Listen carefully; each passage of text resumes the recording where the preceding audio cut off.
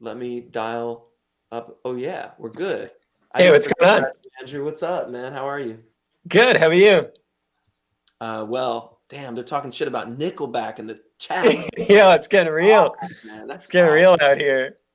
What's The up? How are chat you is doing? up to anarchy. It's uncontrollable. What's happening?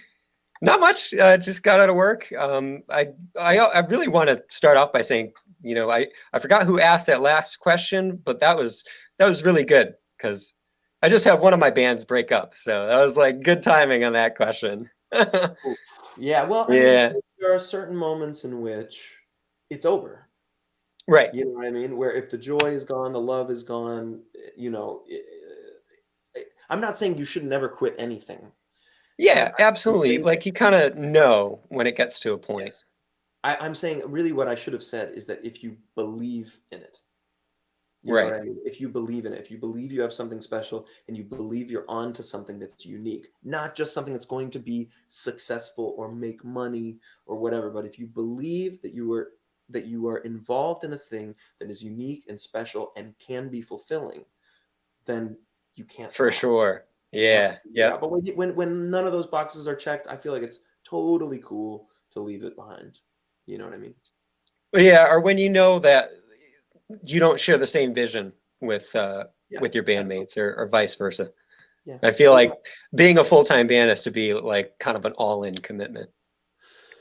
there are a lot of people that, yeah, I mean, that do that. There are a lot of people that play in seven bands full time. When I was in New Mhm. York, it wasn't just like Snarky Puppy was my main thing. I was playing Yeah. more with some other bands than I was with Snarky Puppy. So it's just Yeah. about how you balance your time. Anyway, what was your question?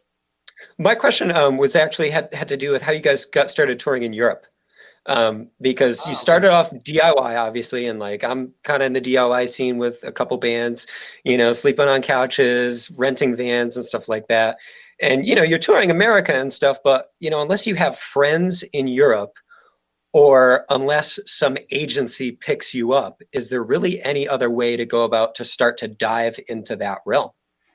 Into dive into touring or dive Dive into into touring abroad. Like, so put it this way, yeah. for example, like I had some friends in this band in New Jersey. They were like alternative rock, and like I did a tour with them. And shortly after I worked with them, they got on this agency called Alexia that Mhm. specifically helps like kind of smaller American bands get on their first European tours, Cool. right? Other than that, like I think the agency reached out to them because they were starting to get like some Spotify traffic, but Mm. other than like a scenario like that, I don't know if there's like how Okay, else would you go about that market or how did you guys do it? so this is something that I want to be very clear about and very deliberate about, and I hope that everybody understands it. Um, we think about the path to success, for example, in music, but in anything. We think about the path to success as okay, I'm a musician.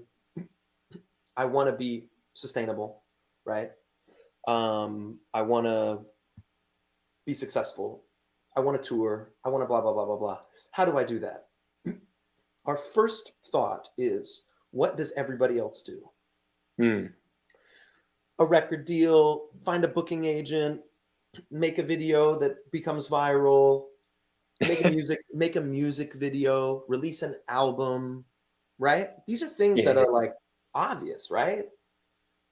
No, I none know. of It's them are like essential. You can find an example of a very successful artist who has not done any one of those things. You know what I mean? And I think right. that that's a very interesting thing to remember. Like I was talking before earlier about Snarky Puppy sells a lot of tickets, but we don't get a lot of press. This person gets a lot of press, but they don't have a lot of Instagram followers. This person has a lot of Yeah, it's Instagram never followers. one size fits all. So what is success? What do you need to have success in music? And I believe the answer is very simple. You need to get people to buy your shit. Hmm. That's it. However, you go about doing that, you need people to either give you money or give you resources. Right. Yeah, Right? resources are important. You can tour the world without a booking agent. You can do it yourself. You can be Yep. the most successful band in the world without a manager. That would be hard, but you can definitely do it. You know, you can be super famous without without a music video, without a record, without Mhm. a single, man. Paris Hilton, dude. You know what I Yeah, mean? I think It's it's like, huge now in the age of the internet too. It's getting right, easier to have more diverse ways of getting, success, or how you define success, abs- which is still ab- very relative. absolutely. And that's why I believe that all you have to, rather than thinking about the path as like, oh, I have to do this and then that and then go here and do that so that I can get over there, you just Yeah. think about there and where you are and how do you create the shortest, straightest line from here to there. Not like agent, manager, touring thing, blah, blah, blah, investors, blah, blah, music video, album, whatever. You just have to figure out how to mobilize people to support you. That's it. You know, there's a lot of people who have done it a lot, a lot of different ways. But I think if you Mhm. think about it like that, not only does it take like a lot of pressure off you of like, how can I get a manager? How do I get an agent? Blah, blah, blah, blah, blah. Not only does it relieve that pressure, but it also puts the focus back on your art. Right. Yeah. Because Yeah. what is the easiest way, just common sense, the easiest way to mobilize people to give you resources and help you, to move them emotionally. Mhm.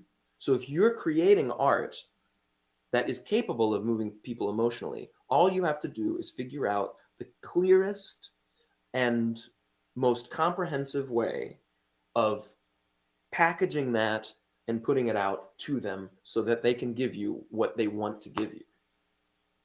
So really think Yeah. about it like that. Let's all just be gorillas, Guer, Yeah. right? Not Gor. I mean, we can also be gorillas We're too, just but going ape mode for 2020. exactly.